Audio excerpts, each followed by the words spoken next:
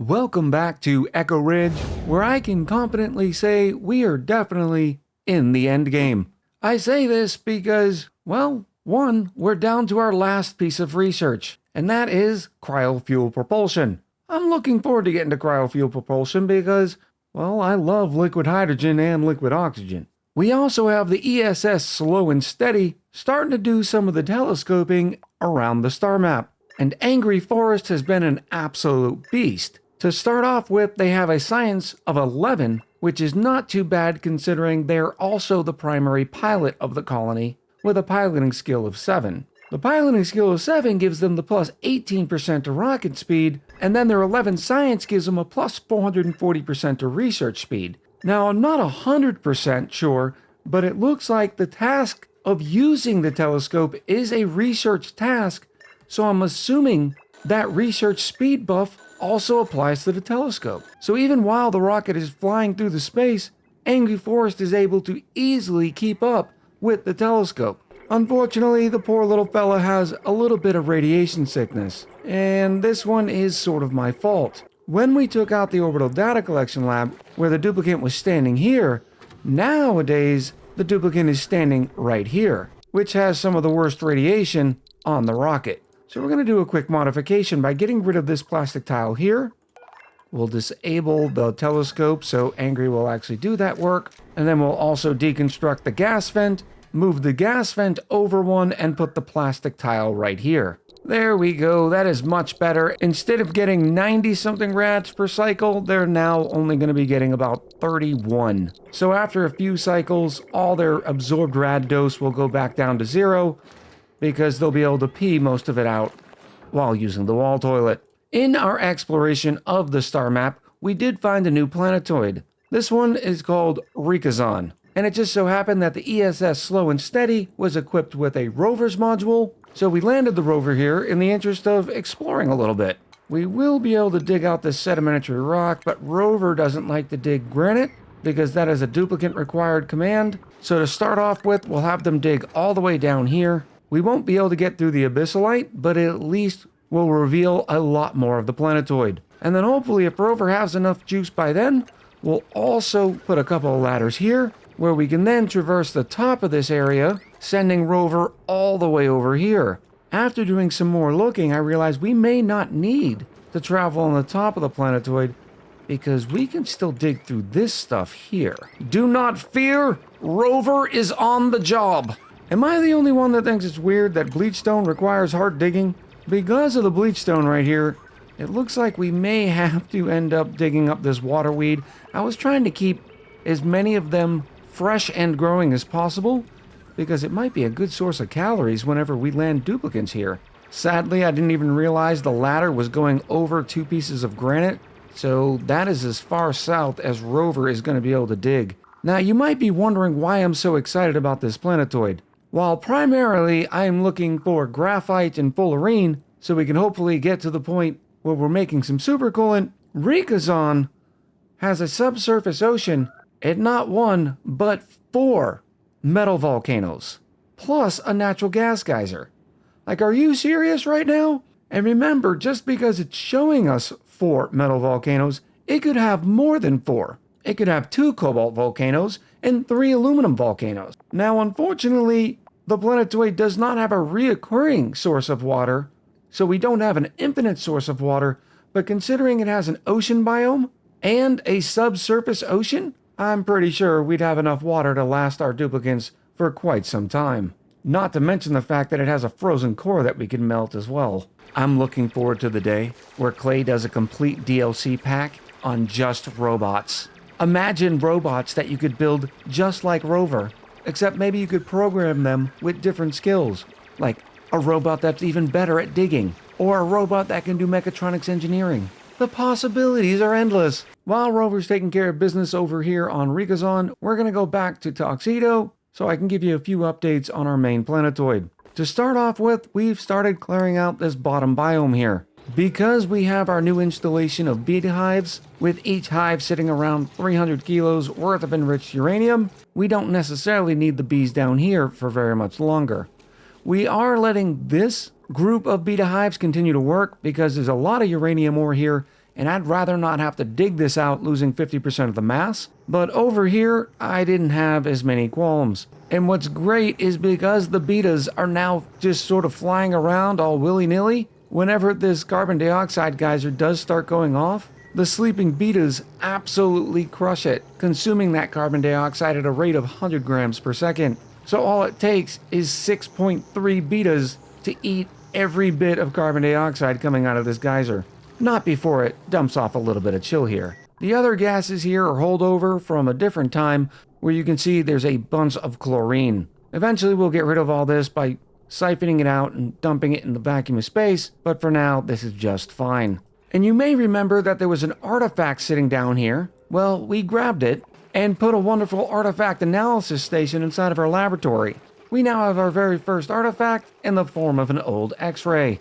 And remember, a part of the cosmic archaeology imperative is grabbing 10 terrestrial artifacts and 10 space artifacts. And you can see we have now studied one. Angry Forest and the ESS Slow and Steady only have a range of 5 tiles remaining, so we're going to go ahead and send them back home, and then get ready to turn that rocket right back around and send them right back out. Except last time I sent them directly towards this patch, because there just happened to be a bunch of unidentified objects out here.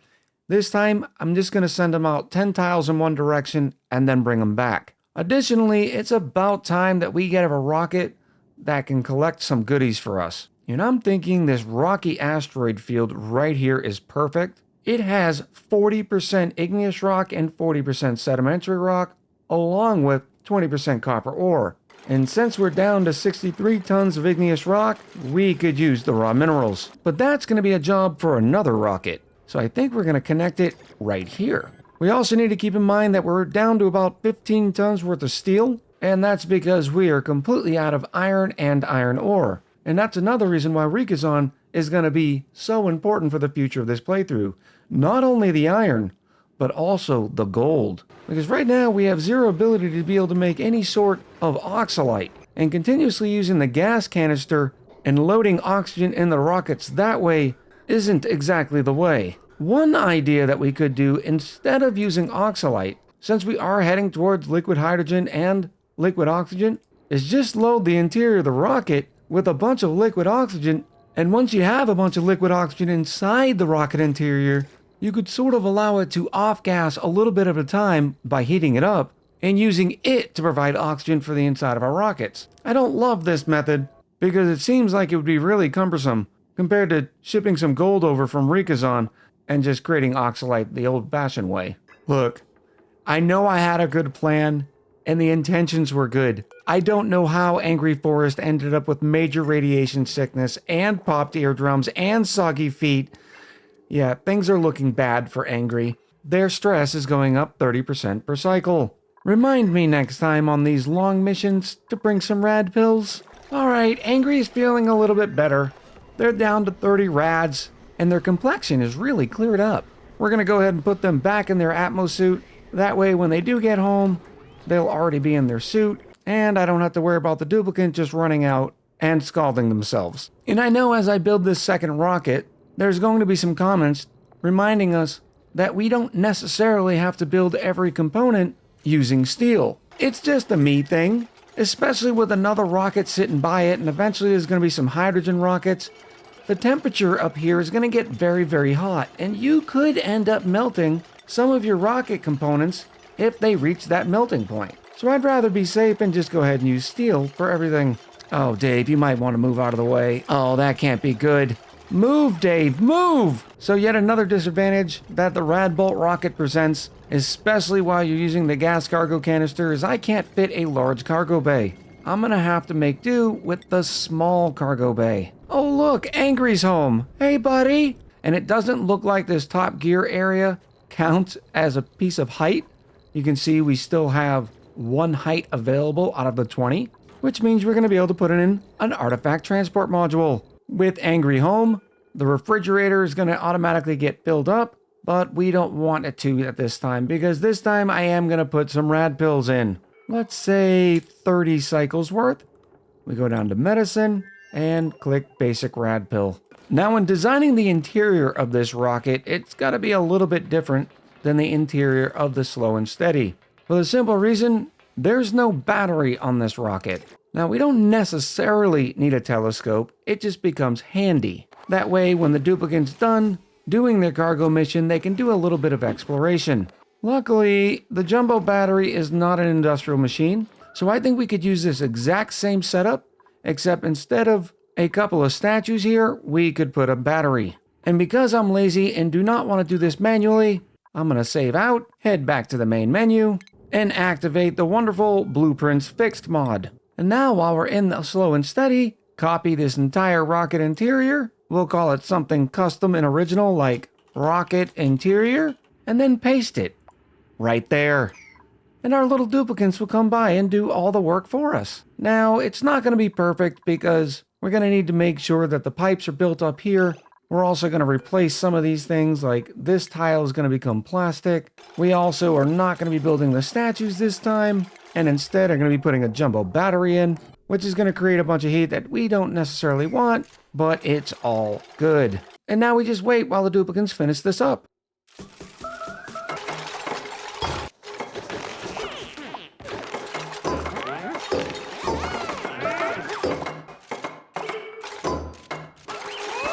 So the system's not completely perfect. For instance, I need to put this pipe in here, which means I actually have to remove this plastic tile and this telescope.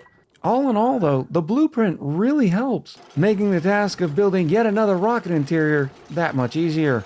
One of the other things you have to make sure after using the Blueprints mod is that your priorities are set correctly. For instance, our refrigerator here needs to be set at a 6, just to make sure it has a higher priority than this refrigerator that all of the rad pills are going into. You also have to make sure all of your element sensors are reset.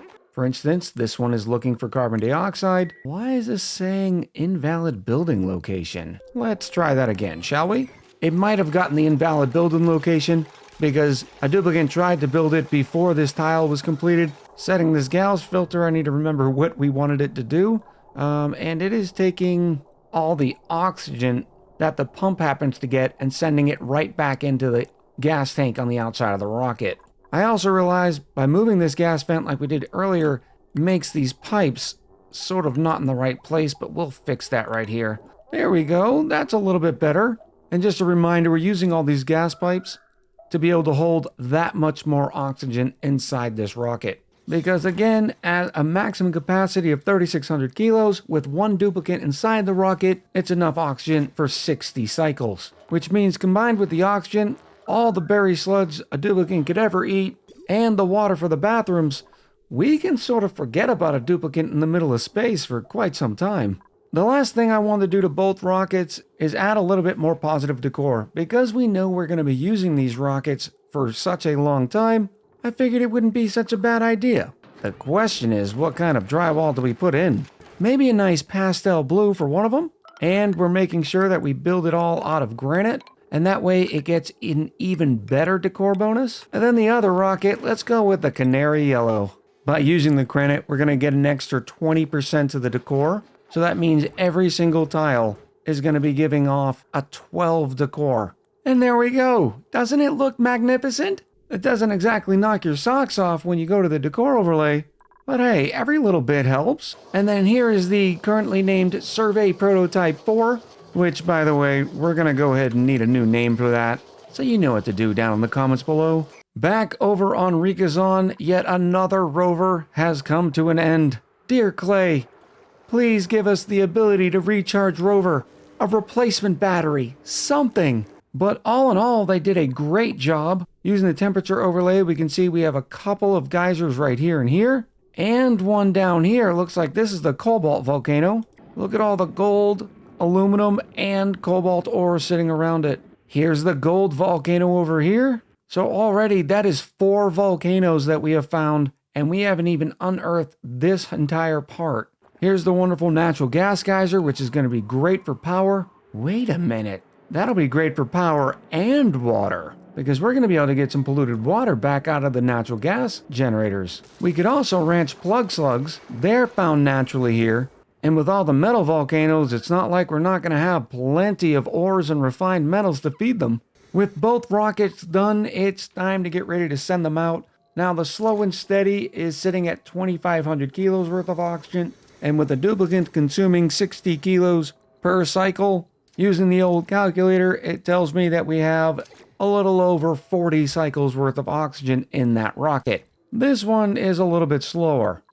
First of all, it has to fill the entire interior in here before all the oxygen starts backlogging into the gas cargo canister itself. And it's taking a little while because, well, this run is at the end of a run that is feeding the oxygen to our colony. There's a couple of ways we could combat this. We could make an entire another spawn that is dedicated just to filling the rockets full of oxygen, or you could just find one of the asteroid fields that has a bunch of oxygen in gas form and go fill up their gas cargo canisters that way. Considering though that neither one of these rockets are full of oxygen does answer the question, when oxygen does go in here, it looks like the gas rocket port loader is giving it a 50-50 split between the two Spacefarer modules and the gas cargo canisters. Well, it was going to be a 50-50 split until the slow and steady takes off. Let's go ahead and crew Angry Forest back up, change their destination just to go, let's say this direction. We're going to be able to go here, keep scanning, and considering 10 tiles out is this tile here, we'll have this entire vector all scanned by the time Angry Forest is done. Take off their suit. Look how happy they are. I mean, they ought to be. This time they have some rad pills. And then we'll go ahead and launch right over the head of Andy. I do love that they fixed the whole graphical thing about the rocket being able to be seen as it goes off. It never gets old watching rockets. I'm not sure if this is going to break everything, but I'm going to try to bridge on this pipe here. It often has an excess because it's just responsible for filling these suits. So maybe this system here will work. Nope. Now the gas is heading in the wrong direction because of course it is. So we'll put a little duct tape on the solution by adding yet another bridge. You can't beat me, game. There we go. That's a little bit better. And I wanted to put the bridge here because if this ever does back up, I don't want it to be using the oxygen from this line. And this line only gets excess once all the suits are completely full. Will you look at this? Research is complete, which means we've completed the entire research tree. And for that, we've unlocked yet another achievement, honorary doctorate. And you may be thinking maybe we should abandon the Radbolt rockets now and go directly into liquid hydrogen and liquid oxygen. Well, there's one small problem with that. We still don't have any supercoolant, so making liquid hydrogen is completely out the window, and making liquid oxygen would be rather difficult. And if you're wondering how you'd make liquid oxygen without supercoolant, well, you use a thermoregulator and use hydrogen as the coolant.